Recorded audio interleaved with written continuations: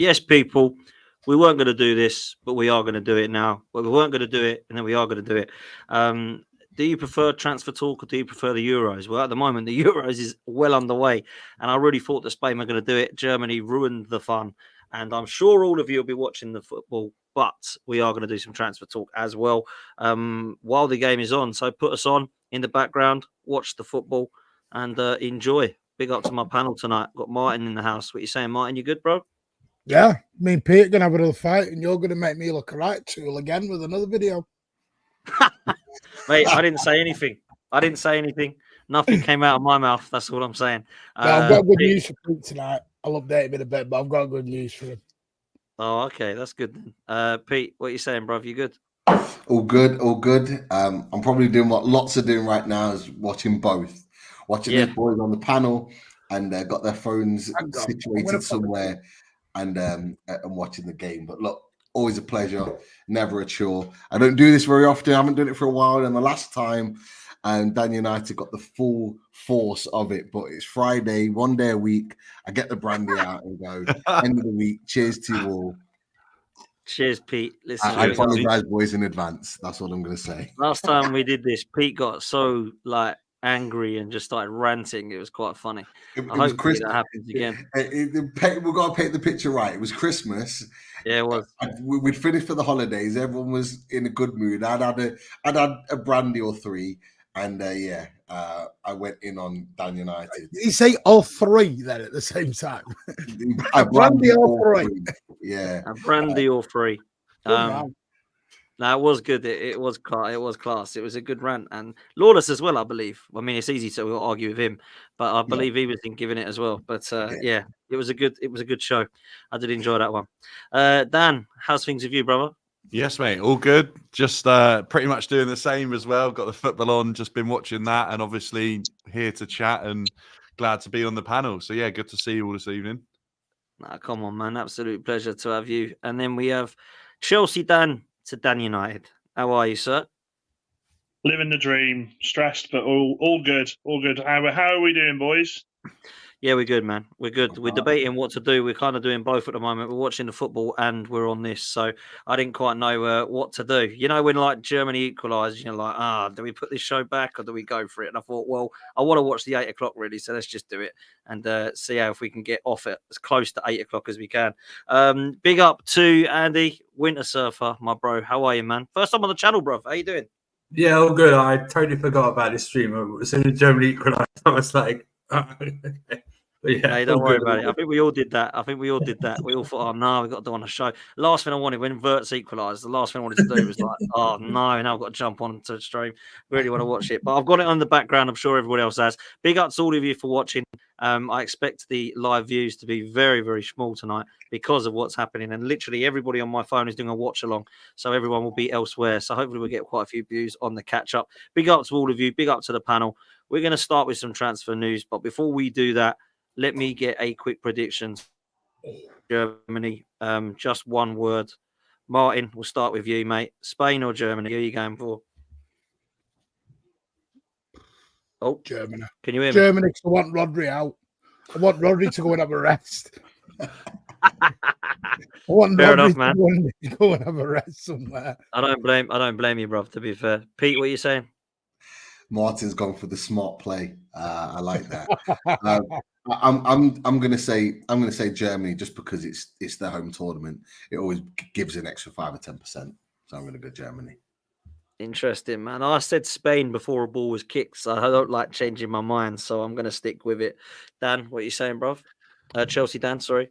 Yeah, do you know what? Up until that last goal for Germany, I would have said Spain all along. I thought they were cruising to a 1-0 win. Did not see an equaliser coming. They've got it now, and I would say the momentum's with Germany. So I'm going to go with them to finish the bit of extra time strong. If it goes penalties, definitely the Germans. By the way. Interesting. Verts has literally just put it wide. Dan United, what are you telling me, bro? Spain or Germany? Who cares? It's coming home. Who cares? We'll find that out tomorrow, bruv. Who That's cares? for sure. Coming home. The right. Who would you prefer, Dan, or do you not care at all?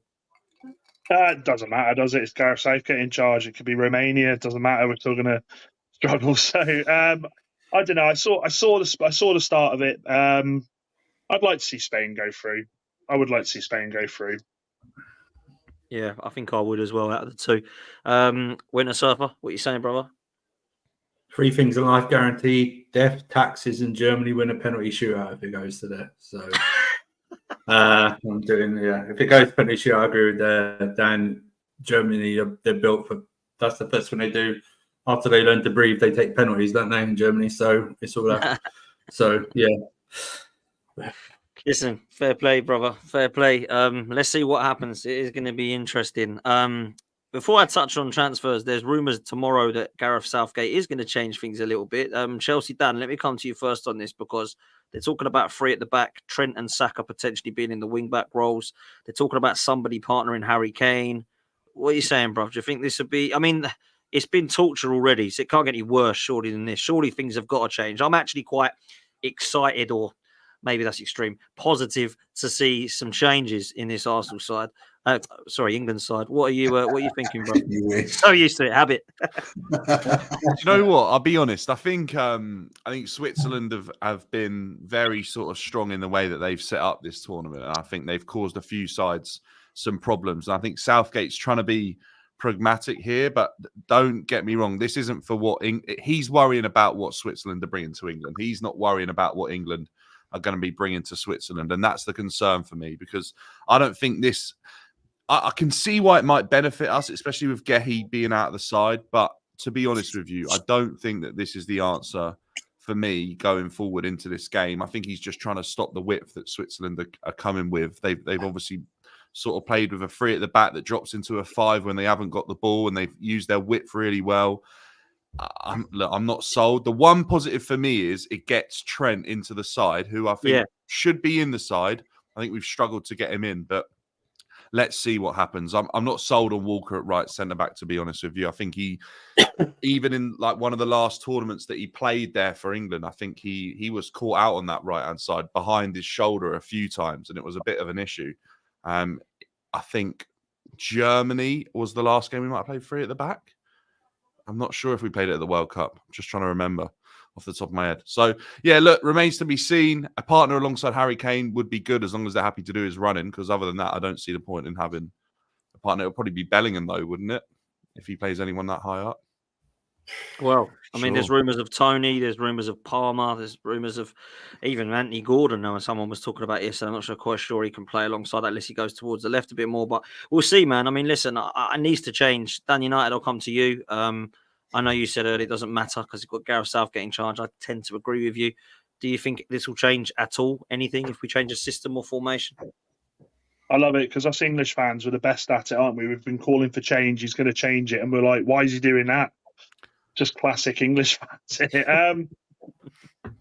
He can only use what he's got there. I'm really hopeful that I've seen Luke Shaw's been training today. I'm really hopeful he doesn't start Luke Shaw because I think that's just a early substitution waiting to happen. I think 10 minutes he'll blow up and he'll be gone. I think he's got to change it. I think the 3 for me, if he does go to 3-5-2, I think we will see that midfield we've been crying for, which is the Bellingham, Rice and Foden, which I think is positive.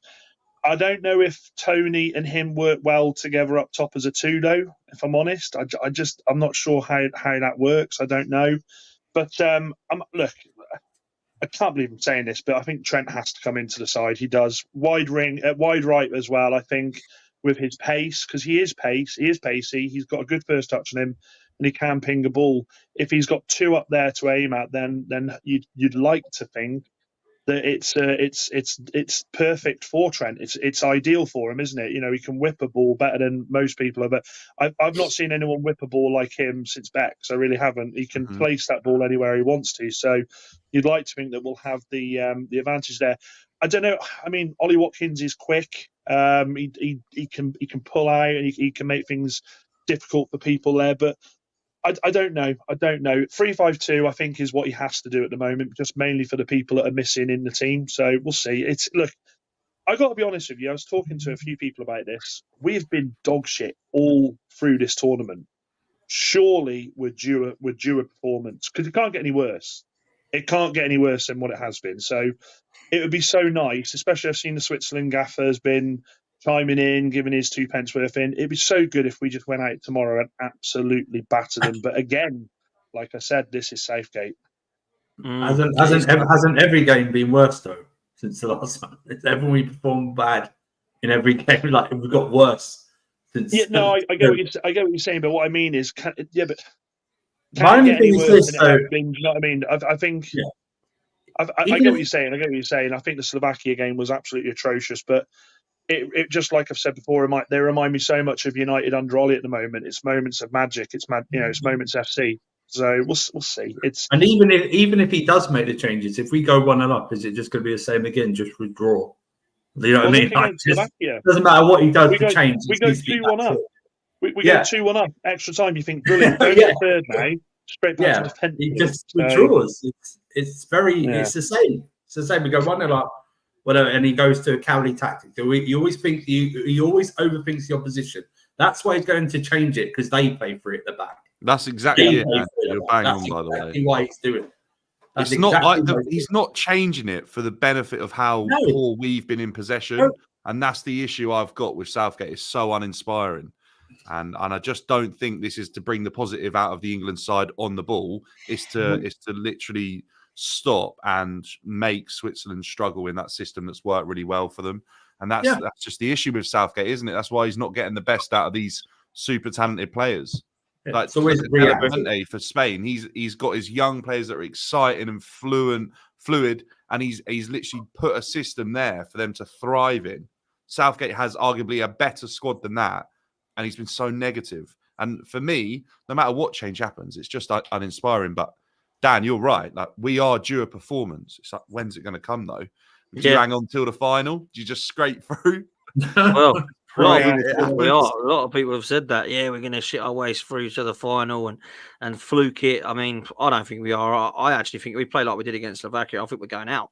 If I'm honest, I mean, real talk against Switzerland, they've been solid. Like Xhaka will absolutely run the show tomorrow, on and off the ball, because he don't shut up all game. It's non-stop. And that Vargas on the left-hand side is a tasty player as well. Yeah, well, their width has been Ndoye. Dan Ndoye has been exciting. Obviously, only got one goal, but he's been exciting. And obviously, they got they got Shaqiri on the bench if they need to bring someone on for a bit of magic. Yeah. They've actually got a solid team. I mean, Pete knows all about one of their defenders in Fabian Schär, and Martin knows all about Akanji, and them two together have been unbelievable. Pair that with the technical ability of Ricardo Rodriguez, they've got a solid back three there. Ricardo Rodriguez, man, he's been playing for 75 years, it feels like. Every tournament I can remember.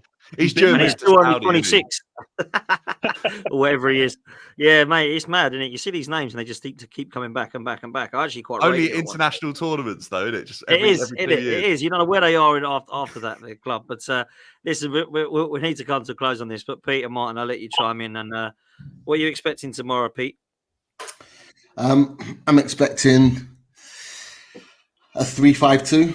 I actually think, in my opinion, when I heard that this was going to happen, I'm actually happy about it as an England fan, as a supporter of the country, wanting this to win. I actually think this is the best formation that actually suits the players that we've got. So Dan Chelsea just mentioned about the fact that we've got all these players and we're trying to kind of pigeonhole them into a system that isn't working. The Foden out left, it hasn't worked the whole time.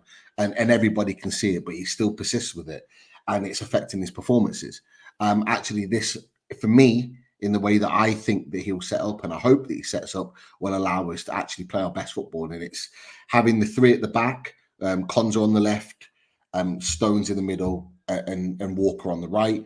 I think it's going to be interesting with the wing backs that you guys have just talked about. I do think it should be the one in Rice sitting and not two. It should be one, and having almost two number 10s, having Foden and Bellingham in their prime positions. And we know that Bellingham can transition out of the 10 into the 8 if we need to have someone to sit in and protect alongside Rice, but it allows us to get forward. The one thing for me is, well, there's two things actually. I actually think, I think Dan United mentioned it before he went off about Tony and Kane. Can they play together? I actually think they need to play together. And the reason being is because we've seen so much in this tournament that when Kane drops deep, the amount of times that the ball's got forward and gone into the box and nobody's there, because Jude Bellingham should be making those forward runs into the box and he hasn't been doing it. At least we've still got a focal point.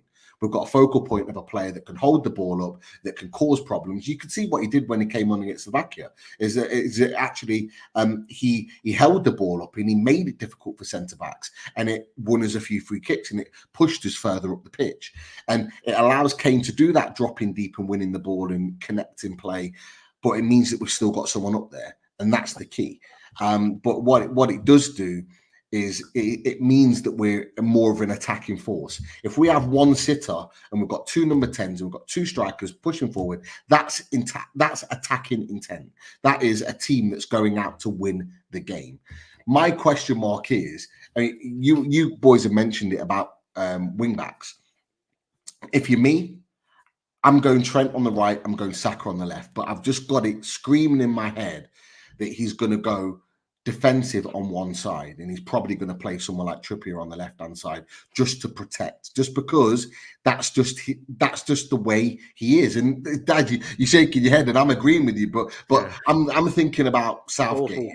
When does Southgate properly go for it? He never does. He's got a system now that allows us to be attacking, but I think he's going to have that negative mindset in playing a more defensive wing back in that position in Trippier on the left and maybe Trent on the right or Saka on the right, one of the two. I do think that that's what he's going to do, but personally, I wouldn't. I'd go for it because I'm being honest.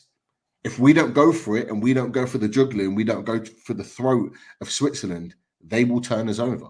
Doesn't matter how good we are. Doesn't matter what players we've got. We have had an absolutely stinking tournament, but we're still in it. And we have to put a performance in. So for me, it's now or never.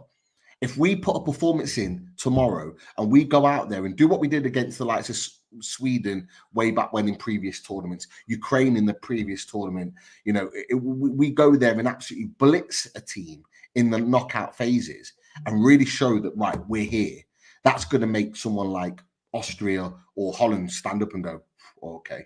You know what you just did, Pete? Were you saying that you might go defensive? We didn't even realise that, and you've depressed us even more for that game. That's what you've done. We didn't even realise it. We didn't even think about him going more defensive from one. But it shouldn't be. You know, we're Foden and Bellingham. We should have said it's Southgate. Of course, he'd be more cautious. We're Foden and Bellingham as the two in there, like.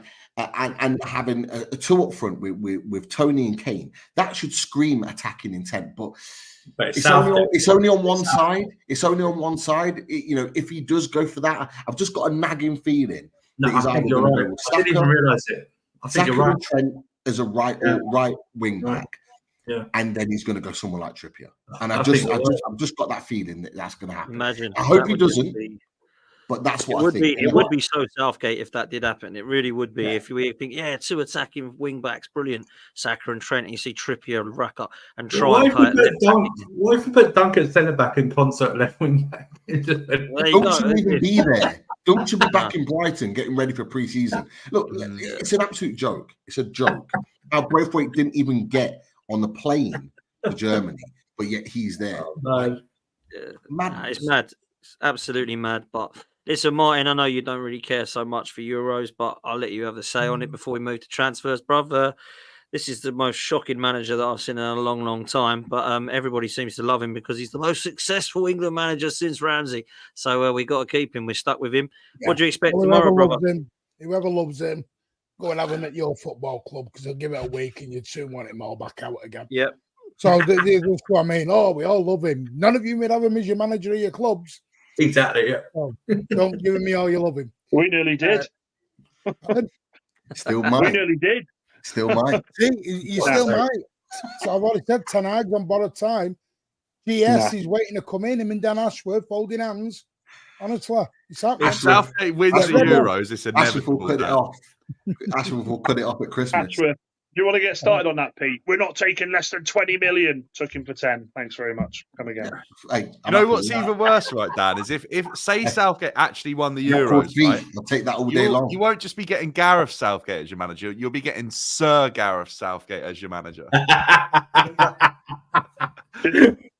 No, but to answer it, Dan, I mean, to me, I'll be straight with you. I do think he does need to go with the 2 10s and just the one holder. Otherwise, you're just wasting Foden and Bellingham. I don't get the negativity. I never have. Like people have said, we were as soon as we went 2-1 up in extra time, we went back to the wall. Yeah.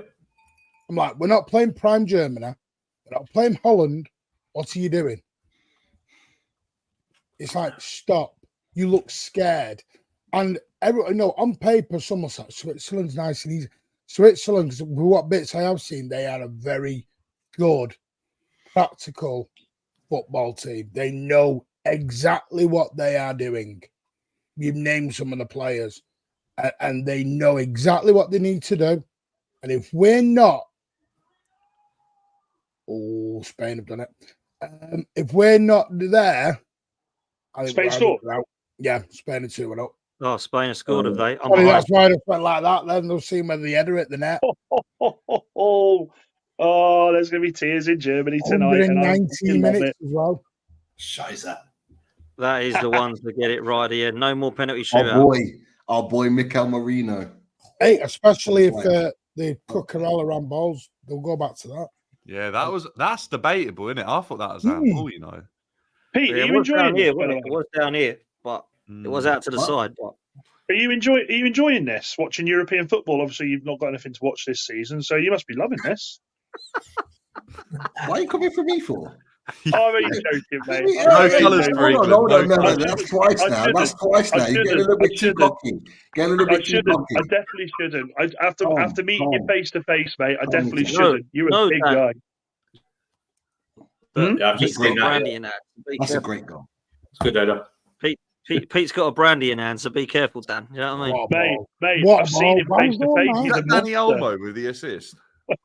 He has changed. I know they weren't happy right when Pedri went off, but Danny Olmo has literally changed the game for Spain. Yeah, yeah. He's some player, he needs to move. Get that release clause on. Let's get him in. Yeah, he needs to move, mate. Martin, I've heard Man City fans saying that they don't want that Danny Olmo. Madness. He's a player. He plays about 18 games a season, though, in the last 3 years. He's missed about half the games. Is it injury? If he plays those 18 games like he has today, then that's Michael Elise, isn't it? 20 games a season, 15 goals or whatever. Most players play 18 games for Pep because of the amount of times he swaps them around. The amount of time he does squad changes, that's nothing. That'd be a dream to Danny Olmo. No, we had the least amount of changes last season in the 11s. That's a great goal, man. That is a great goal. He's the one that Mikel Arteta apparently is obsessed with. If you listen to any rumours, he's ex-Newcastle. We only had him for the Rapids. Honestly, we never wanted him to leave. Where did he go, Pete? Dortmund after that? No, we bought him from Dortmund for $5 million. Sociedad now, isn't he? And then he had a clause in his contract for $10 million. And he went to Sociedad, which is where he's been ever since, and he is top quality, absolute. Well, listen, he's just won Spain the game, and looks to me like Spain, I think, will go to the final, and probably win it. So that could be a massive goal. Martin, let me stick with you because I do want to get to football. Well, no, we're just talking football, but you get what I mean. Transfers, Ederson and KDB. Say again, mate. Bit of ice skating. Do you want to chat about or what defense? A bit of ice skating. What you we're going to talk football? That's what we were doing. You know what I mean? As a proper football, you're just inflating the Euros. So, Ederson to Saudi. I want your thoughts on that. And I was on with Terry earlier, who seems to think that he's heard that KDB is interested in Saudi as well. So, talk to me about what you're hearing at Manchester City. Ederson, is there a replacement coming in? Is he going to stay? Is he going to go? And then talk to me on KDB, bruv. I can. I'll do the KDB stuff quick first because it's quicker. There is interest. He has talked about it. City will need 80 to 100 million to get him out the door because they will go and get Musiala as replacement straight away. So that's it. End of. That's where we're at. 100 million for a bit. How old is he? 32. 33 now, isn't he? 33 now. Got his birthday. birthday was just before the game, I think, the other day. Still one of the best midfielders in world football. Yeah. Yeah, but 100 million. To be fair, Saudi were willing to pay. Yeah, Saudi will pay it. for Salah with 1 year left on his contract. Hang on a minute. You paid he's 100 not million for effective. Anthony nearly. So let's put it into perspective. Martin. This isn't about that. I'm not. I love how you jump on that, mate. I'm just saying. Is this where football's going? That 100 million for a 33-year-old player? That is crazy. I know he is one of the best midfielders ever to play in the Prem, but that is what's wrong with the Saudi league. Think about it. 100 million. Pete was right last week. To Gimenez was worth 100 to Newcastle. But you've got to think, how much will it cost for Manchester City to replace Kevin De Bruyne? I agree. Yeah. Danny almost 50 million. I don't personally. Danny Olmo's not good enough to. He's just pulled up injured on that counter attack. Who, Danny Alba? Yeah, I'm not even lying. You get him in at Chelsea. You get him in at Chelsea then. He started running. I think he's done his Abbey or he's got cramp. It's one of the two. We've cursed him. Blame Oh, Phil man. man. At the end of the day, he had 6 months out, came back and got double figures assists. That's what he does. That's what KDB does. I get it, but do you not think that football is in big trouble if that is what you're paying for a 33-year-old player? What a miss. Football's in big trouble when we started offering £8-9 million a week contracts out. 100 million for 33, that's ridiculous. That's ridiculous. Personally, I don't think it happens. I think KDB stays. Same. Is he got 1 year left on his contract? That's the problem with City. Is City, we cannot allow him to go out for free. Again, we're right back into we need the money to replace. Honestly, it may well change. That's why I said. I was speaking to a couple of lads the other day, not Man City fans, who just talked about the KDB situation, because they were adamant that he was going to go for about 100 million. Exactly what you've said, Martin. And that's what the club want. That is the aspect. For me, I think he stays next season, and I think he goes for free. I genuinely think that, which is not ideal to you. No, that would piss every single City fan off because it's not just that. Bernardo's not been sold for 50, and he's only got two years left. So then Bernardo's potentially, how much to replace him? We're going to end up in a situation where we're going to have to bang a £400 million outlay out just to replace 4 or 5 of these players, and that ain't going to be good. But you're not going to give him a new contract, though, are you, Kevin De Bruyne? They were trying to give him a 1 year one, and then because the other situation could be was because obviously New York are opening their stadium up in 2027. He's out in the semi-final. So the idea is potentially KDB goes out with Pep, because I do think Pep will sign a 1 year extension and they both toddle off together in 2026. But we'll see. But I wouldn't rule out him going to Saudi. Ederson, very, very different. Ederson's been offered, as you all know, best part of 600k a week. Yeah. City cannot even, no club is touching that for a 30, 31-year-old. No one's going to touch it. The thing is, we probably had the best 1-2 goalkeeping last season in Ederson and Ortega. 100%, Martin. 100%. And the problem, and the thing is, it's very hard to try and keep an Ortega situation happy when he's like, well, kind of every time I've come in, I've helped you. Yeah, he's dropped to what's it in the FA Cup final.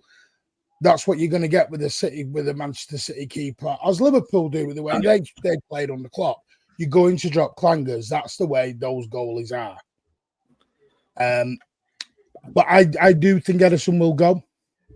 Probably looking around 40. The fees roughly the club will want is around €50 million. So I won't be surprised about £40 million. Martin, how much would Carson go for? Because he'll go with him, won't he? They love each other. Carson's on our homegrown squad.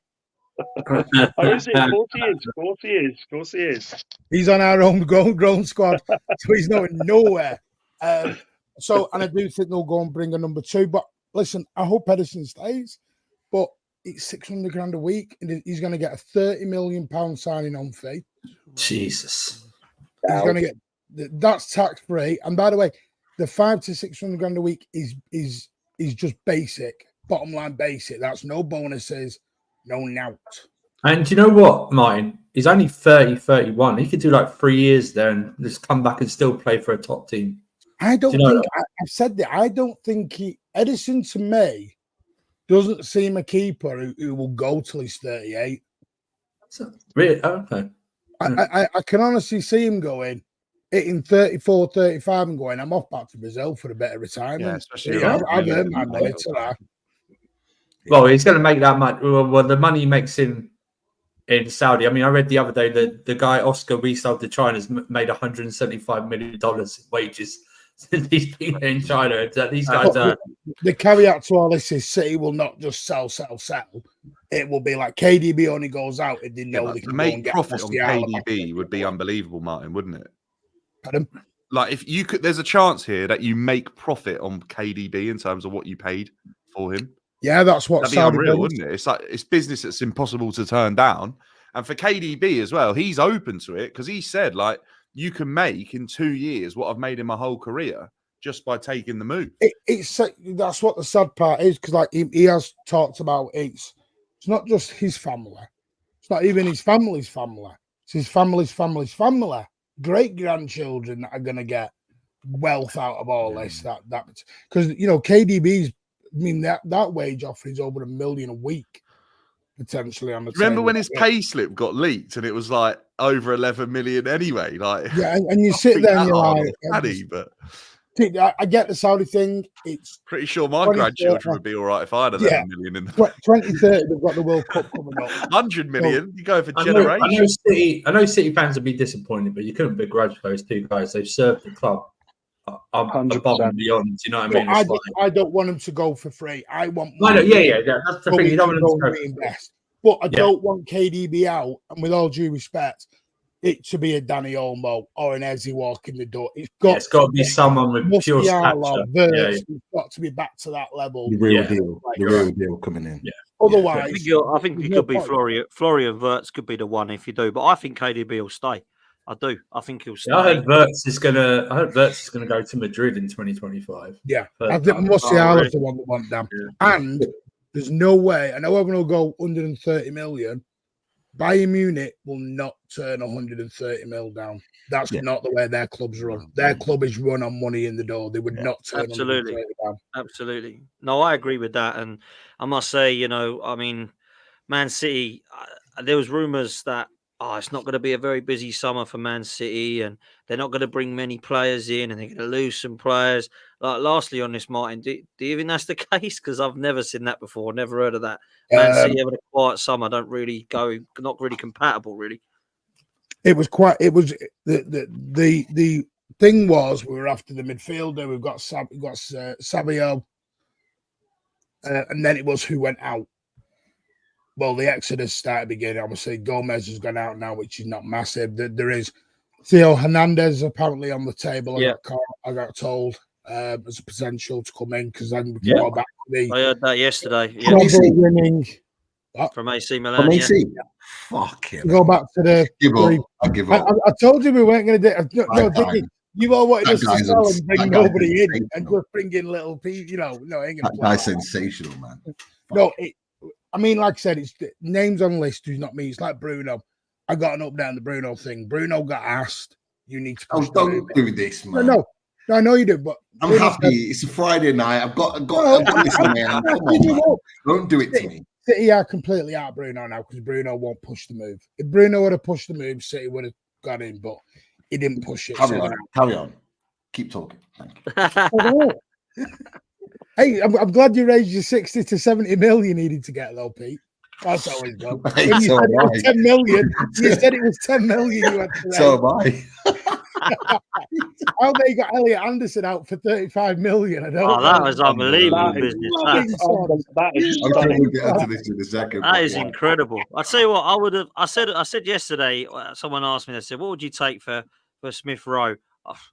80 if Elliot Anderson is 35, 80. Nelson, he can go for 50. Eddie Nketiah, another 60. Don't get me wrong, I think Elliot Anderson's a good player, but come on. There's nothing he's done in the game at all. He's hardly got in the Newcastle side. And then Forest are like, there's nearly 40. It's crazy this window, man. He's played, I don't know whether you want to go to this now or not, because I know we'll talk about Man But City. yeah, I do expect City to have a business. Go on, Pete. No, with the Elliot Anderson situation, look, I'm not going to lie. When I found out, when Keith Downey reported it, and he's a friend of our channel, like when he put it out there, I was just like, I had to double take. I was thinking, what? Like, I couldn't believe it. I could not believe it. However, like if you're going to compare it to some of the ones that Everton and Villa and Chelsea have done, like I would say it's probably more realistic. The lad's had nearly 60 appearances, first team appearances for Newcastle United. He's played for us in the Champions League. Like he's had experiences in the first team. Might not score goals. He's got some assists, but he's only 21. And having that experience already at 21, for me, it doesn't justify the 35, in my opinion. And I've said it to the Forest fans. I've said it to Joe. I've said it to Dave on our chat as well. Like, it doesn't justify the 35 million. But if you're looking at some of the other deals that have happened, it's more justifiable than those deals with guys that have never kicked a ball in the first team before. So I think from that perspective, yeah, it's probably more realistic. But 35 million, you're literally paying for potential. That's what you are. Now, for Newcastle United, he's a Geordie lad. He loves the club. He didn't really want to go. And I think he made that clear. A lot of the journalists that know the family have made it clear, like he did not want to leave. But he knew the situation with Newcastle, so agreed to make the move. Now, you're looking at it. He is ultimately a left-sided midfielder. He plays in the midfield three on the left side predominantly. Now, when everybody's fit, Joe Linton starts in that position, number one. He's the main starter. And number two, Joe Willock, a fully fit Joe Willock who's been injured all last season. We've missed him. He's put stuff out. He's looking fit and firing and ready to go next season. He comes in at number two. So you're looking at a third choice, left centre midfield of a midfield three, third choice. He's barely going to get minutes for Newcastle United if we've got a full midfield. So to sell him, actually, as much as it pains the Newcastle fans that he's a Geordie lad, he's a local boy, it actually makes sense to sell him on. And the fact that we got 35 million for him, like, that's crazy money. It's a great deal for us. Not gonna lie. Go on, Dan. You're shaking your head. Go on, Dan.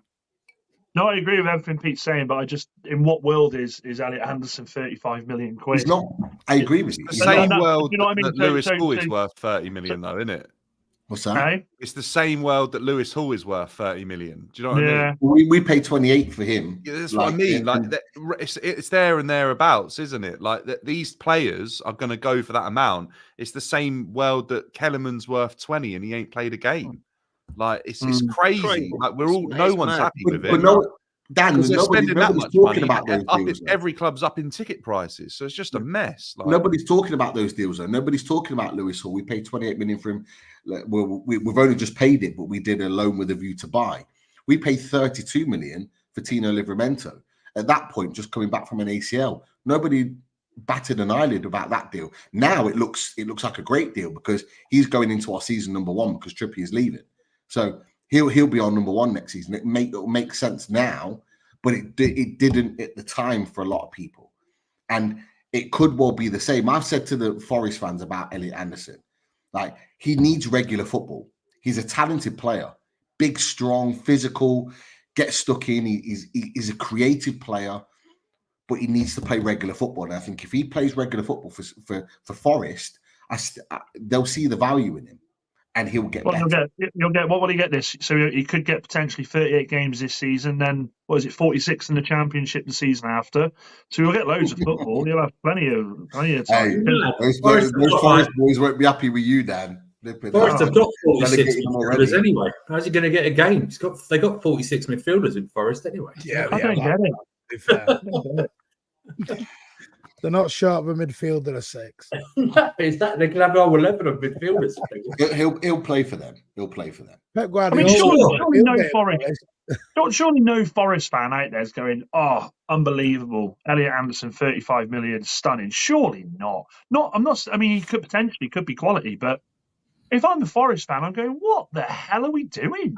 Especially after they've had a points deduction for financial problems. You're laughing to the bank, mate. Pete, you're absolutely laughing with that. Amazing. That is. I couldn't believe it. I was just wow. I genuinely couldn't believe it. I couldn't believe it. When it came out, it was like, was it originally released at 10 million? I was like, oh yeah, that's roughly about. Then it was 35. Then someone texted me going 35. I went, what? But listen, is that all up front as well, or is it like Forest are the ones who paid it? Forest are the idiots. Forest are the ones.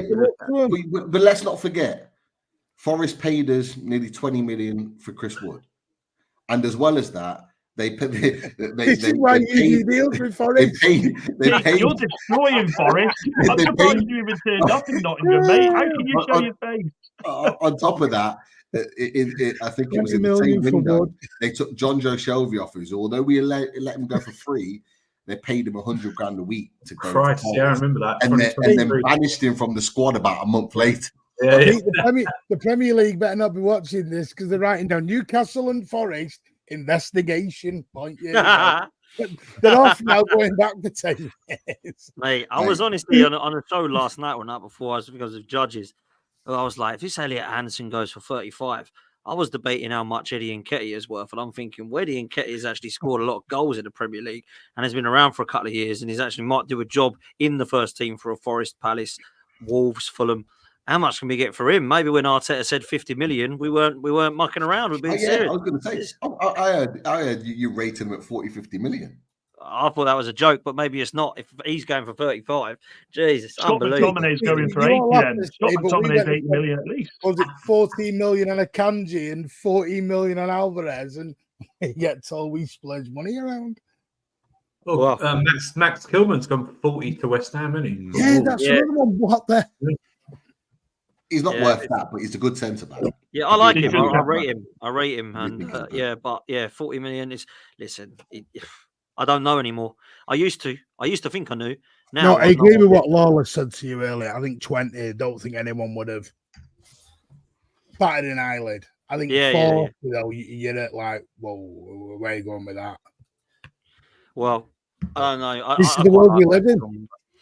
Yeah, it's one of those. We did say 1st of July things would come off the hook. Right. That's right, let's go. And I think that's how we had 2 transfer deadline days. We've got PSR deadline day, and now we've got the normal deadline day. I was watching that at work, and I was like, what am I doing with my life? Why am I watching the PSR fucking deadline? What am I doing? Like, Everton and Villa doing have they got a different colour tie for that day? Do they wear orange or what? It's red. It's red. Red. It'll be actually they should rename it the points deduction deadline day, isn't it? Yeah. Whoever doesn't get the transfers done, get the points deduction on July 1st.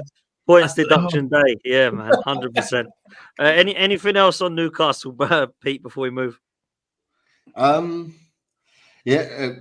Yakubet Minte.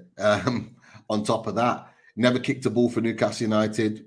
Bought him for 6 million last summer. To be fair to him, he went to Feyenoord. He got 15 goal contributions. He played in the Champions League and did well in there. Again, we got 33 million for him off the back of that. Right, Pete, you can have Dan Ashworth back. We're coming in. We're taking the bloke who's sorting all the sales out. You can have Dan Ashworth back. That's what we need. Jesus Christ. Well, look, we've not had deals like this before with regards to sales. Like we don't do this. So this is brand new for us. But I'm not going to lie that those 2 deals are fantastic deals for Newcastle United. We need first of all we needed them. No Newcastle fan realised how big the hole was. It was like 50 million or so that we needed to recoup. We didn't know that. And this is why these deals have come about. Now, I told you last Friday. You told me I was wrong. Yeah, but it's a joke because I got slaughtered last week. Yeah. Well, I to be fair, no Newcastle fan realised it. No journalist, nobody knew it. Nobody knew it until it happened. However, I'll take those deals all day long. To sell a player like that that's never played for the club. To be fair though, during the week, nobody wanted him to go. Nobody wanted Minter to go. Everyone wanted him to come back because we wanted to see him in pre-season because he'd had such a good season at Feyenoord. He'd won the Dutch Cup. He'd played in the Champions League, 15 goal contributions. The lad's 19 years old. Like, he looks a proper talent. But Brighton paid the money. Fair play to him. He's going to a good club. They'll look after him. You'll probably see him smash it next season. I've got no doubt about it because he looks a if he does well, he'll be sold for 65 in a year's time anyway. So it's a Brighton signing, isn't it? That's a proper and Brighton signing. That's what I said. It's to one of the Brighton lads that we have on our channel, Adam. I said that he is perfect for you. And he's the type of signing you'll go for. So we're happy for that on that front. And then it's the Dan Ashworth situation. Like it's only really come about because we approached you guys and wanted to sort it out. Apparently, it was done on Friday. It was done on the Friday, or Sunday. It was. I'm not going to lie, Dan. It was one of our guys' Toon polls on Newcastle account. We put that he always puts these little cheeky messages on saying that we'd let him go for like 2.7 million, and the whole Man United fan base kind of fell for it. We didn't know what it was, but I know you kind of joked at the beginning, and I sent you a message separately. I think it was today or yesterday about it being 10 million that we'd agreed. Now, it's not the 20 million, of course, but it's a record fee. It's a new Manchester United. We're not overpaying the odds anymore. It's a new United. But it's a record fee. So you say you're not overpaying. We paid a record fee for Ashworth from Brighton, which was 5 million. So the fact that we're getting 10 million from him, like, I think for me it's a good deal all round. I don't know whether you agree with that. 10 million is a lot of money for a sporting director. I'm not going to lie. I swear, Fab tweeted, here we go for that. I swear, Fab tweeted, here we go for Dan Ashworth. There was the first here we go for a sporting director in football history. I swear, Fab tweeted that. Honestly, again, in what world does an office worker go for that much? Jesus Christ. Exactly. Which goalkeeper? LinkedIn. Which goalkeeper are you getting, Pete? We're not getting any now. We got the Forest goalkeeper. He's coming in as number 2. So that's it then. We've got we've got 4 goalkeepers now. We've got Pope, we've got Vlachodimos, who's coming from Forest. We've got John Ruddy as number 3, came in on a free from Birmingham. And we've got Gillespie, who literally he goes to every Newcastle away game. He's in with the fans. Like, he's got the best job in football. He gets paid like 10 grand a week to just literally just go and watch Newcastle United, his boyhood club. Like, it's perfect for him. So there are 4 goalkeepers. Trafford no Mamad, what's his name? Mamadashvili. No, it's not coming in. Mamadashvili not coming in. And I think what we'll do now is we'll go and strengthen the outfield players. Like, all right, cool. No, that makes sense, bro. That makes sense. That's where we're at with that. But for me, we've got to talk about Paul Mitchell coming in. We lost Dan Ashworth, who, like, for all the hate that we throw at Dan Ashworth for the way in which he left us, we have to give him credit for how he built the structure at Newcastle United, because he did. He's put a structure in place that allows us to be able to fill the gaps. And that's exactly what, honestly, when that came about yesterday, everyone was stunned. We were like, fucking, like, how have we managed to get him? Paul Mitchell is fantastic. He's well renowned. Spurs, Tottenham, Leipzig, AS Monaco, and he's done great business and great recruitment everywhere he's gone. So he's the perfect fit. And surprisingly for Newcastle fans, he's been given a lot of freedom to control recruitment. So he is going to put his stamp this summer, apparently, from what we're hearing, on the signings that we get even from now this summer. So who we might have been linked with 2-3 weeks ago may not be the same players that we target. So he's coming in and he's got his plan of what he's going to do. So as a Newcastle fan, I'm actually sitting back and I'm really intrigued to see what he's going to produce. Because before it was very much Eddie Howe led, Steve Nixon led, Andy Howe, I think, is it his brother or his brother-in-law? I can't remember who, Andy Howe. They were kind of fronting up the transfer market. Paul Mitchell's doing that now, so I'm really intrigued to see what he does. So yeah, a lot of Man United fans I know said I want Paul Mitchell or Dan Ashworth. Like there was so Paul Mitchell was mentioned as being someone that Man United really did want to bring in. So I think this will be interesting to see what happens here now. This is going to be interesting for sure. Listen, I want to move to Chelsea because we've got Andrew and we've got Dan on. Victor Osimhen, Nico Williams, both being linked. Well, Nico Williams isn't really being linked. Well, he's been linked, but you know what I mean. I think he's going to stay in Spain. Personally, I think Barcelona are interested. There's a lot of rumours suggesting that Barcelona are going to activate the release clause of Nico Williams. They're happy to do that.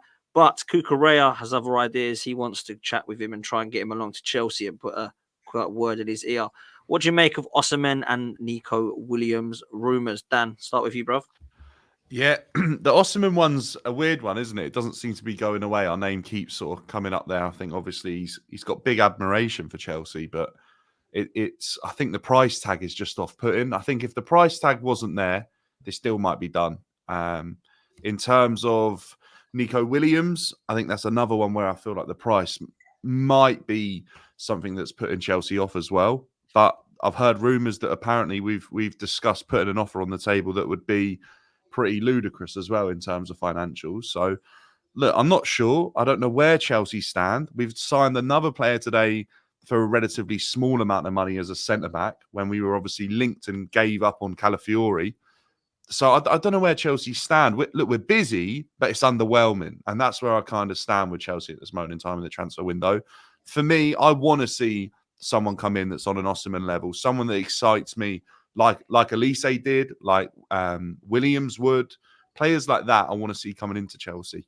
And right now, it's not happening. So for me, I feel like we need to start putting some money where our mouth is, to be honest with you, instead of spending 14 million on a centre-back today.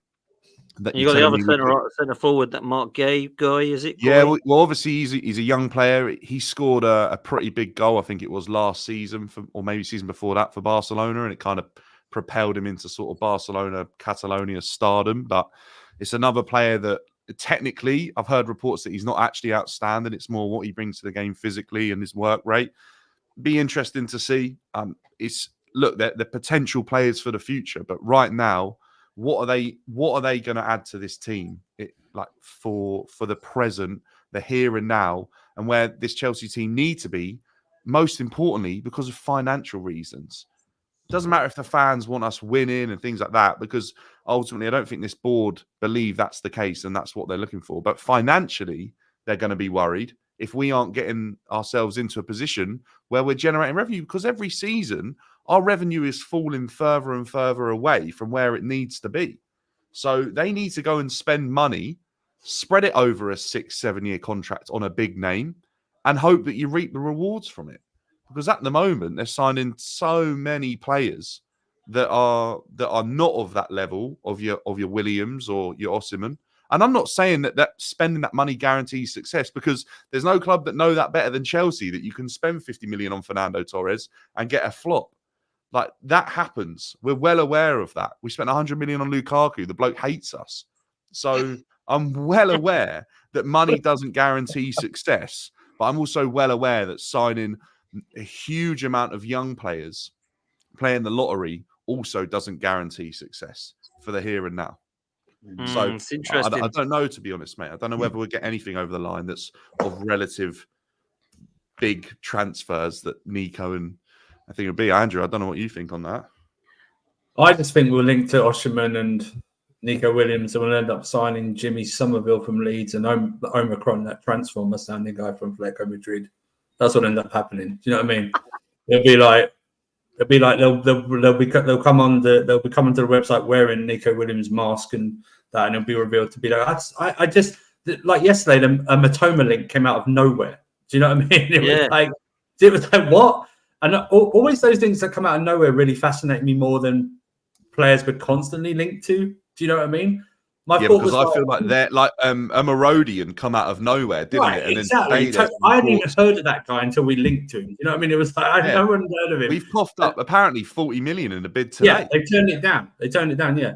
But it's like the Toma one was like, okay, and then I thought, wait, are we giving Brighton more money? I mean, yeah, well, it's Stanley. It's like It's like Brighton's our step kid, and they've drained their credit card and they're just asking us for more money.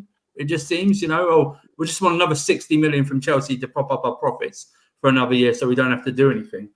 I mean, if I'm being honest, I think Whit Stanley is one of those guys that's made a career off of copying homework.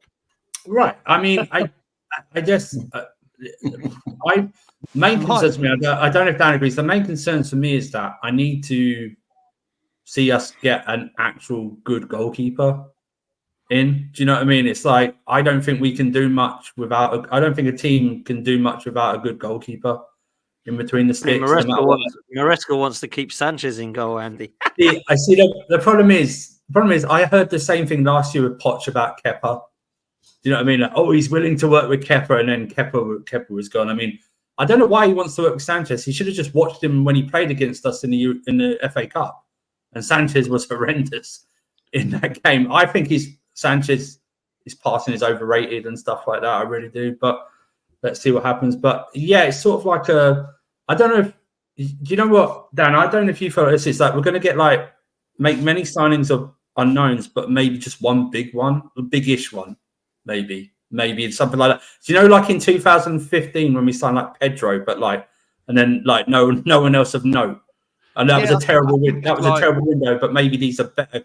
Maybe their profiles are better and stuff like that. It might end up being something like that. Like I said, the Matoma one really threw me for like what's going on here. Do you know what I mean?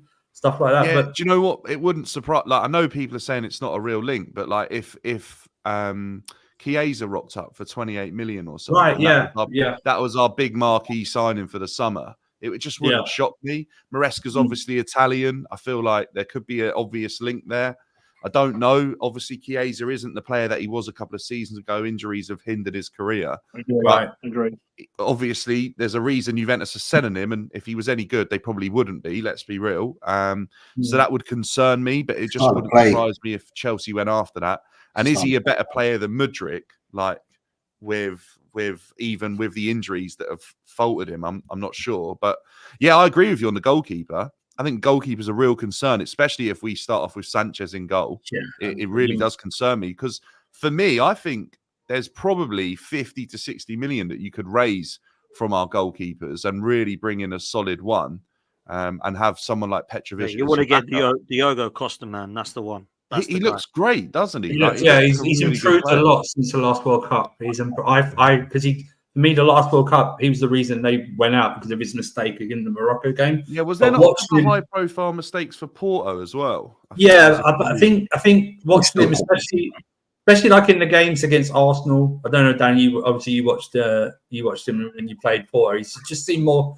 He seemed more commanding. You just seem that's what we need. That's what your defense needs. They need to trust their goalkeeper for them to play well as well. And I just when you have Sanchez behind you in goal, you just the crowd will feel it and the players will feel it as well. He's just not it. And if you don't have a goalkeeper, a very good goalkeeper, then I think that puts a cap on what your team can do. Potentially. Do you think Osimhen is realistic for Chelsea? Like this is not me bantering here or anything. I think that he will be. Do you think that could be a signing that could take Chelsea across? Because a lot of people, I think Osimhen last summer was wanted by pretty much everybody. He was like the striker everybody wanted. And now it's just this bit. If he gets that form again, he could be a quality signing for someone. The thing, the first bit of this summer when we linked Osimhen, they said we were walking away from a bit. They mentioned obviously the buyout clause, his wages, and then for the first time I can recall, I don't know if Dan, you remember this, they mentioned like agents' fees as well on it as well. And I don't know whether Chelsea were just a bit surprised by that, or that was just bought up. Do you know what I mean? Or that's just an added thing, so they're not going to go for him. I mean, I don't know why everyone's trying to link Lukaku to Napoli.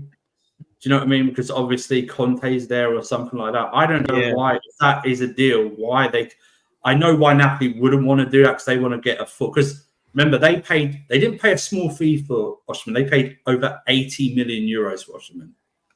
They didn't just pay like 30 or 40, like so they paid 80 million. So you can understand why they want to get that. But the problem is that they put a stop on Kvaratskhelia going, haven't they? So like Conte came out and said he's definitely not going. So they have to sell him. And the deeper you get into the transfer window, it's what you're going to do. And they got Lukaku. We've got Lukaku there. He's proven in Italy. Lukaku loves Serie A, no matter what club he's played for. Loves Conte as well. Yeah, he loves Conte as well. I think that's the deal set up. I don't know why we're not pushing it, or maybe we are, and they're just remember who we're dealing with, though. Yeah, no one wants to deal with ADL, which is exactly. It's like the old Leon. Yeah, exactly. Honcho. Right? Remember the Leon Honcho? He's a nightmare. He's going to want ridiculous amount of money, and I think that is the thing, isn't it? Is that I think the money is absolutely. They want it all up front. I think they want it all up front. That's the problem. We probably want to do the payment structure thing like we do with all our deals, don't we? Or like we'll pay a bit up, but then we want to. That's the matter with Osimhen. For me, to answer your question, Dan, is if it's possible. I think the longer it goes on that he don't get a move, I think then it becomes that Chelsea get a little bit more desperate as well. Fans start getting agitated. We'll look shit in pre-season because we got a manager who honestly is unpredictable, an unknown entity. If we look poor and we're not scoring goals, or there's a big injury like Nkunku picks up another injury or something, maybe they'll act, because it doesn't look like PSG are coming anytime soon. It looks like he's going to say no to Saudi. And you know what? You're right. If Conte gets to work with Osimhen and the Lukaku thing doesn't happen, for me, there's every chance that Osimhen next season is just as valuable as he was last summer, because Conte will get the best out of his striker, as he always does. He's an exceptional worker with his striker. Like, he's a great coach for a striker to thrive under. Yeah. And look, we might be seeing this summer as a chance to get him on a slightly cheaper deal. But Andrew makes a good point. They paid so much money, they're not going to release him for nothing. Yeah. But Conte stated that there's a pre-agreement in place. And I think he's basically suggesting that if the prices are right, he has no control over Osimhen staying. So it just depends if that offer comes. So realistic, if Chelsea get desperate enough, I think it could be. He doesn't want to stay either. He doesn't. That club is doing too much grief, there's a gentleman's agreement, whatever they call it. He signed that contract to basically keep him price tag. He's going to go. I don't know where he's going to go. I would suggest at the moment, if he was to leave, come to the Premier League, I think he probably would go Chelsea, because I think Arsenal, from what I'm hearing my end, are more likely to go for Victor Gyökeres as opposed to Victor Osimhen. That's the one that I'm hearing Arsenal want, and I'll be quite excited by that. I think he's probably one of the better options. Obviously, I don't like rattling Pete too much, but I want Alexander Isak. But that's not going to happen. So we need to look at who's next available and who the next. I don't know. There's not an Elliot Anderson next summer if they're in PSR trouble. I don't know. Hey mate, let's see. But I wanted to come to Chelsea on that because I think there's. Go on, sorry, Pete. Go on. There's one more question I want to ask the Chelsea boys in the chat, sorry, in the panel, just because it happened yesterday. And I want to get your thoughts on this. And it's about your academy. Obviously, Neil Bath and Jim Fraser. I can see Dan's already shaking his head. This is why I wanted to ask the question, because these boys have been linked with Newcastle and Man United as well. So, Dan United, this is for you too. Is because these boys together have basically built your youth profile and what you've been doing over the last 25 years of building these young players in, selling them off for profit. These boys have upped and gone. They've both left the club, and a lot of Chelsea fans aren't happy. I want to get your thoughts on this. What do you make of that? Neil Bath and Jim Fraser both leaving at the same time. I think me and Andrew might disagree on this a little bit, because yesterday we were in a different light. Andrew was writing in basically suggesting that he didn't see the same sort of ideas that I saw regarding Neil Bath, and the same sort of light, because of the pathway to the first team was really the debate. But this is massive. I think Chelsea Football Club, the most important thing is it doesn't really matter who's going. The fact of the matter is that Chelsea Football Club has been literally destroyed from the inside out, and it's just not the same anymore.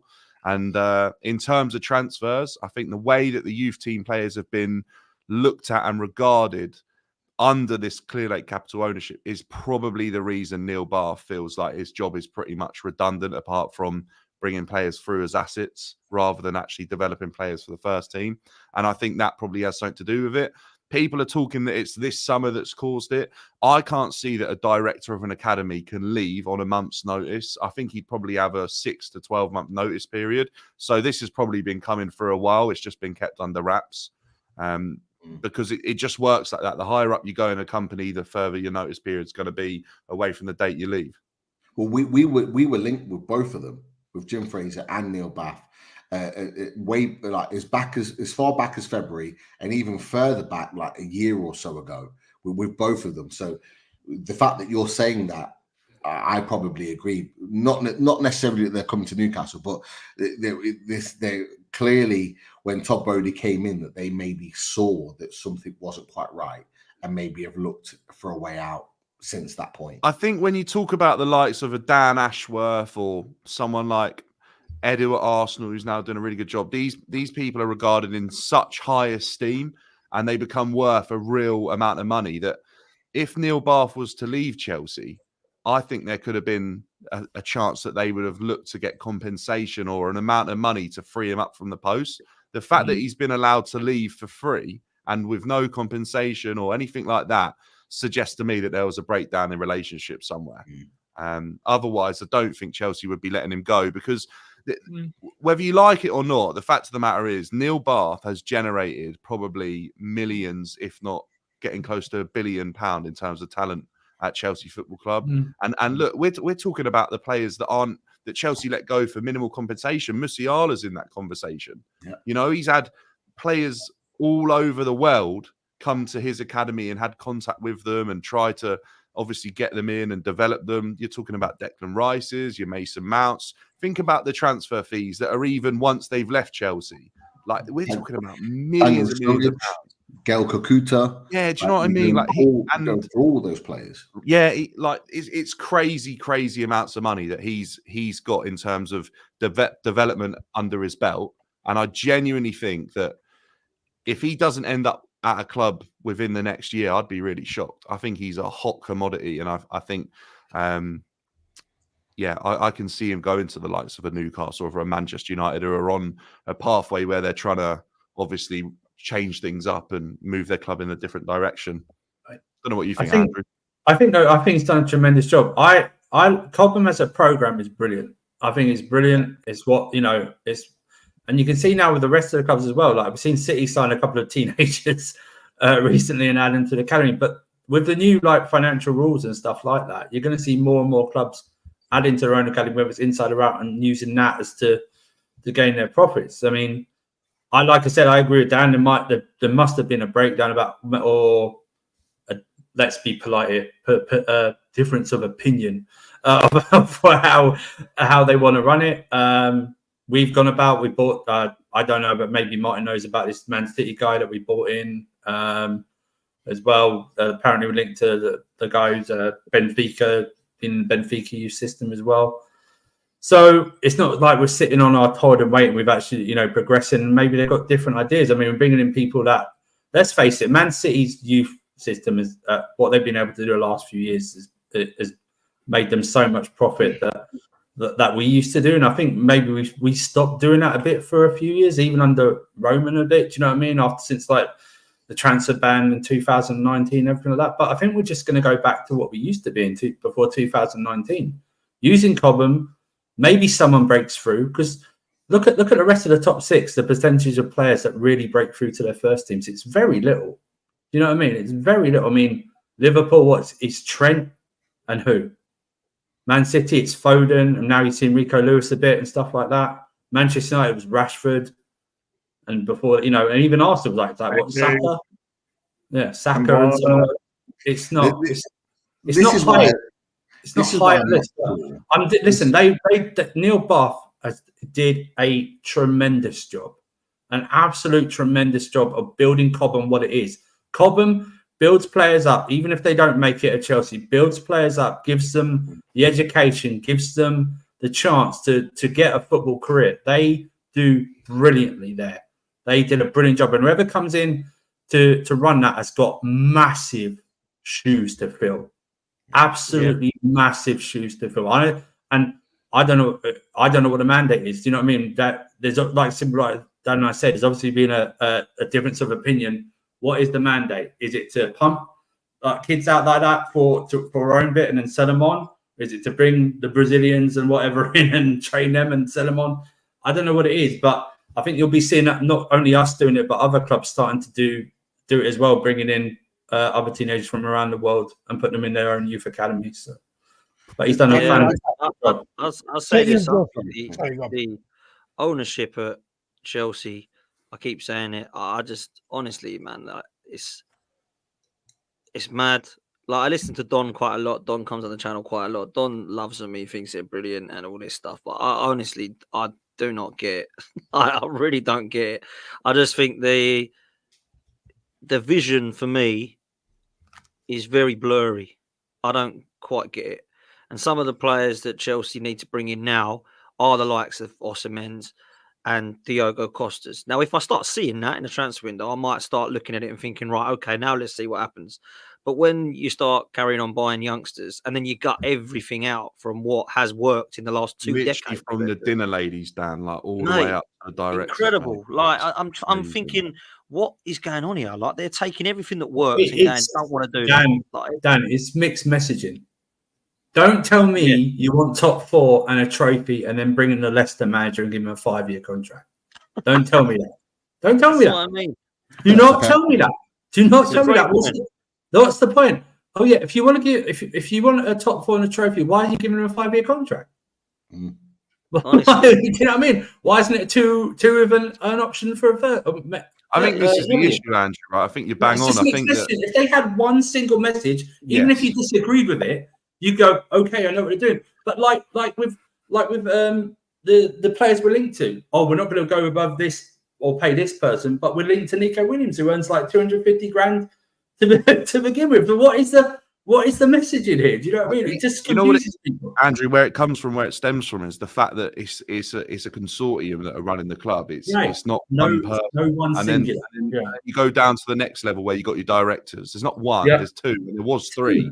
Vel sacked it off because he saw the mess, right? And then so it's a mess. There's just too many fingers, too many chefs in the kitchen or whatever they say it, right? But the issue is that it's just all over the place. Dan, you're spot on. There's no clarity. We get told one thing as fans. When Boney come in, he said there's a separate pot of money for youth that we're going to buy and spend that money. But don't worry, that won't hinder us spending money where we need to spend it. And now they've realised that it does hinder us because we haven't got Champions League football. It's just all over the place. It's just a massive. Hey, if you've got a separate money for youth, what the hell are you spending like the normal money on youth for then?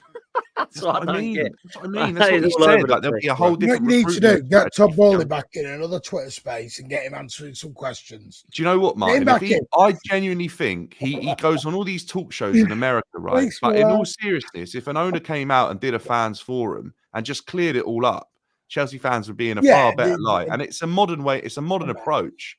And if he's bothered about marketing and the club, it's not appealing for a sponsor to come. This is the second season in a row, right? I know it's not transfers, but this is the second season in a row. Chelsea aren't raising money yet from a shirt sponsor. So not only have we lost revenue in terms of how we're performing in football, we now are such a mess and no one knows where Chelsea are heading that we can't attract a front of shirt sponsor. Chelsea Football Club. Hey, by the way, while Manchester City are going out, getting WWE partnerships to come and Manchester City and their marketing department, Martin, have been fantastic. They've been fantastic for years, Martin. No, we've got 115, Pete. We're going down to Division 1, so a billionaire conglomerate, are just coming joining in because we're off. Did you say WWE? WWE, TKO, yeah. No. The only problem is WWE. We're linked with Vince McMahon being a sex pest for years, so I wouldn't be too. I'm a WWE fan.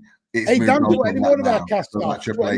And he's got his own 115 charges, that guy. He's got his own 115 charges, that guy. What did you say, Mark? Sorry? Do you want any more board members from the Noisy Neighbours? Do you want any more? We took the FA Cup, that's fine. We took the FA Cup, that's fine. So that's fine. I've only got 4 in a row.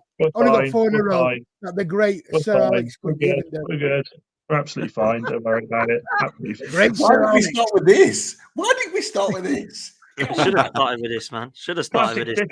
I can't wait till Pep Guardiola hits Mikel Arteta with a steel chair at the Etihad next season. I can't wait till Erling Haaland's in WrestleMania in the main event, and he's like, "Come on, What are you doing?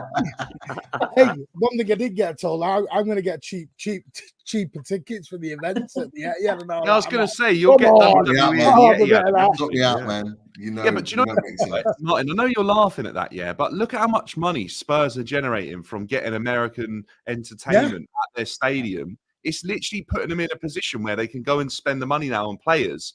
Like Todd Bowley came in with this whole idea that he's meant to be this marketing genius. This is what I thought. Then I thought Todd Bowley would be going for these ideas. Same at United, we're doing it. We've installed a swimming pool, so we're going to start having swimming events there, and it's going to make loads of money. Tom Daly's the ambassador or something. Tom Daly's in there. Hey, we're going to have a lovely waterfall and feature behind. Don't talk about swimming pools. When we had Mike Ashley, putting a wig on. We had plastic paddling pools that were blown up and bins for ice baths. So don't talk about that stuff when we had Mike Ashley. In Newcastle, you're freezing up there to begin with in the first place. Why do you need all that? Exactly. They just filled it up with water and it froze instantly, mate. Saved money on the refrigeration costs. Listen, to close literally the last couple of minutes because we do need to finish and I'm already late. Dan United, let's come to you. Ten Hag staying. You must be buzzing. Manchester United, a few players up for grabs. If anybody fancies Harry Maguire, if anybody fancies Scott, Harry Maguire's going nowhere. Don't you say Johnny that. Evans will be available as well. Don't you dare say it. Jadon Sancho, Marcus Rashford. Who else is there? Mason Sorry Greenwood. for how Dan's going. Has Jadon Sancho been offered to all your clubs as well? Because he's been offered to about everyone else. Yeah. He's off to us. Do you reckon they'll both go? Do you reckon they'll both go, Rashford and Sancho? No, Rashford won't go. But we've even offered them to Ted Lasso at AFC Richmond, but even they said no. You know what I mean? Offer him out someone's Sunday League team. They might buy. Yeah, well, that's a good point. Honestly, Jesus Christ. Yeah, we're still waiting on these outgoings, aren't we? These outgoings. I do feel like now we've got obviously Dan Ashworth come in. I think we might start to see a bit of that. I think we'll see some outgoings, but I don't want Harry Maguire going anywhere. I think Harry Maguire was fantastic for us last season, and I go back to what I've said several times. We've had such a horrible structure there with toxicity in the dressing room. I think you need people like Harry Maguire there, absolutely. So I'm happy for him to stay. I'm actually looking at the price that we've been linked with De Ligt now, and I'm actually feeling a little bit better. I thought we were going to be going in 80, 90 million, but 45 million. I'm not too concerned at that. I mean, that's a decent price. Looks like we're getting the boy from Bologna as well, Zerki. I think that'll be a decent signing. We need someone up there with Rasmus, and I actually think having another option will help us. The other thing to remember is we have saved already a lot of money off that wage bill with the likes of Martial going, stealing 250 grand a week off us. So I think now that Dan Ashworth's in, I actually feel like we've held off on transfers. I think this was agreed long before Friday that he was coming when he was, and I think we'll start to see the transfers come in now. So I'm excited. I'm really excited to see what we do. I think Ten Hag obviously signing that extension shows a bit. I think shows a bit of structure that we're trying to do with Manchester United. And look, I'm here for it. I'm absolutely here for it. I think it's just a case now, get the Euros out of the way. Pre-season starts for United soon. I know that the reports are coming out that the likes of Sancho, Greenwood have been told you're not coming back to pre-season training. You know, you'll be training elsewhere. Absolutely fine with it. If someone wants to come in and take Sancho off our hands, 100% behind it. I know Juve were looking at him as well. So yeah, the problem with Sancho is we're gonna have to take a massive loss on him, which again I really don't care about. Let's just get him out of the club. There's this new look at United, the way we're doing things. I don't care. Just get rid and let's start again now. Let's 100% start again. It's a transfer that went horribly wrong. Let's just start. Also, I don't know why nobody's even mentioning Anthony. I'm surprised he must be, when he found out Ten Hag was staying, he must have thrown a party. Because honestly, any other manager comes in, that guy's cleaning the bogs. He's not getting on a football field. He's cleaning the bogs. Jesus Christ, honestly. Dan, I've waited 25 years for this sort of thing to come out of a United fan's mouth. 25 years. Mate, honestly, I can still remember the days Rubino thought he'd signed for fucking Chelsea over you lot. So let's No, he thought he'd signed for United. Yeah, he did. He thought he was the wrong Manchester club. Get it right. Imagine it being signed. Christ almighty, the history of some of our players, what they do behind the scenes. Christ almighty. I think we had his shirt up for sale in the mega store. I'm not even lying. I don't know where Rubinho went that day. I think he was touted around the Premier League for the 12 hours. He didn't know where he was in England. Daniel, I wanted to ask you because I watched the show you boys did on Monday, and you were was it Monday? Yeah, you were talking about De Ligt, and the links there, and they're getting heavier and heavier. I'm surprised that you weren't keen on that deal. Now, I get where you're coming from in terms of, the fact that he hasn't done great at Juventus, he hasn't done as great as you would expect him to do at Bayern Munich. But going back to the manager that brought him through at Ajax, do you not think that could kind of regenerate him and bring him back to his best form? Well, we thought that with Onana and friggin' Anthony, so yes, He's a level above, though. He's a level above that. I get what you're saying, and if he can stay fit, I think he's built for the Prem as well. I think he's a big boy. He's still got a bit of pace about him. He chips in with goals. So I think, Pete, I was worried more at what price we were going to be bringing him in. If we were going to be paying 80, 90 million for this guy, then I was like, no, get away from that. We have to. The one that's really annoyed me is the Todibo signing. I was so in with that. I was looking forward to that. I thought he looked absolutely incredible. And so if we can get him for 45 million, I'm here for that all day long. And there's reports coming out today, something that we haven't heard for such a long time at Old Trafford. He's willing to take a pay cut to come to Manchester United. Wow. When have you heard that been even mentioned with Manchester United? Yeah. Normally, it's been a case of they're coming in, we're going to double the wages, all that malarkey. So the fact that's coming out, I'm here for it. So we'll see. I do think there's a surprise. There's going to be a surprise transfer. I don't know what it is yet. I know they've been the Frankie de Jong leaving Barca has started again. So I don't know whether it's that. Yeah, he's still there. Yeah, well, it's just started today, and I kind of feel like, is that just the rumour mill again? But is it the same rumour? And is it the same rumour as Arsenal signing a German player? Is it that same rumour? Same rumour. To me, I prefer Brandt. I love Branthwaite. I think he's like John Stones. Yeah, I agree. He's John Stones' successor. He's been linked with you. Whoever doesn't get Branthwaite, I'm happy because I'm like City just come in 12 months. He's been linked with Man City today, though. Yeah, he has. Heavily linked. I don't like the front runners. I think the Branthwaite deal was dead the second that Everton, Chelsea, Newcastle and Villa started playing Football Manager, started adding managers, selling these players across and quitting. I think that stopped because then Everton didn't need to make the money that they did. Yeah. So they're not going to pay the 70 million, are they? 80 million United. No. They just can't. They can't. With this new ownership coming in, if they went out and did that, then it'd be like, well, what's changed? It's not Omar Barada doesn't do that thing. Yeah. He is really... He's not tight. He's not like, because some of your fans will think he's really tight, Omar Barada, and he's like, just go the extra 5 million because we haven't for years. But what he's doing is he's looking at other things because while you may not think you've got that deal on, he's doing another deal over there far cheaper at a better value. I've watched a lot of things on him, Martin. And that's the thing that interests me about him. In fact, I think I saw you say it on another show about this same thing. I'm not concerned. A lot of United fans were expecting, right, bang, 1st of July, it's going to be bish, bash, bosh.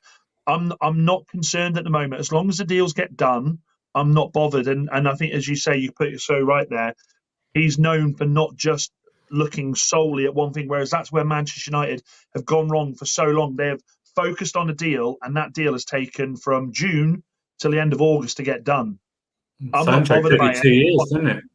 Took you 2 years to do, yeah. Well, yeah, it's going to be a different structure at Manchester United, and I'm actually really interested to see it. I don't have the faith in Ten Hag if I'm Man United manager. However, he does have 2 trophies in 2 years. I don't see a style of play yet from Ten Hag. I don't know what Ten Hag ball is. Maybe things will get easier for him with a new structure. But I think it will be very, very intense. And you know what? Billy summed it up last night actually on the show with Man United. It's like, yeah, but he did sum it up. He's like, I have no idea who at the moment. Obviously, it's going to change with the transfer window and stuff. But at the moment, I really don't know how to predict this Premier League table that's coming. I think it's going to be so mad, so close. I don't know. Man United are going to be looking towards City and Arsenal. If they're looking towards Wolves and West Ham, I've absolutely no idea what's going on. Honestly, I couldn't predict it, man. He's not even here, and he's triggered me. This is the same guy who said that the 20 million and bloody Wilson McKennie and that other kid was a great deal for Aston Villa. The same guy who 12 months ago was saying that no less than 120 million for David Luiz. Not David Luiz, Douglas Luiz. So I take what we got 8.5 million out of that. Never played for us, and we got 8.5 million out of that. I wouldn't trust Billy to tell me I wouldn't trust Billy to tell me the bloody weather, mate. That's when you know you've made it as a football club, when you're getting 8.5 million for a player. You're not even involved in the deal, and you're getting money out of it. Mate, that is mad. That is mad. Thanks. Well, listen, Billy's going to be happy because Konza's going to get to play tomorrow. That's for sure. I have I'll be fuming. I have just been sent saying, we will close on this. I've just been sent saying, Pete, you were right, mate. Trippier looks like he's going to start, but he's not going to play left. He's going to play right. Trent Alexander-Arnold is going to be on the bench. Oh, my God. There's going to be Saka and Trippier then. Yeah. There's the wing backs. Yeah. I knew it. I knew there'd be some. You're bang on, mate. You were bang on. We didn't think about it. Stop backing Coco the Clown. Gareth Southgate. Yeah, I'm going to keep backing Coco the Clown, because if Coco the Clown's still in charge, it means nobody keeps writing stupid pieces in the paper about Eddie Howe being the new England manager. And to be fair, it's just dropped. Whilst we've been on the show, it's just dropped. Fabian Schär, obviously in the build-up to the Switzerland game, has come out and said, any England people that think Eddie Howe is going to be England manager, no chance. He's staying. It's Potter. Honestly, it's Potter. I think it's Potter too. That's why he turned down Leicester. I think it's Potter. And Ajax. I think we should do all we can to get Pep. That's what I think. Do all we can to get Pep. He's had enough time. Stop that, you. 100%. Honestly, I'd have chipped him with it. Listen, we are going to go fund me for Pep, shall we? Yeah. Well, that means Arteta goes to City, right, Dan? Arteta goes to City then if Pep goes to England. Listen, do you know what? I don't think City would want Mikel Arteta. Let me tell you that. I think City will get the Girona bloke.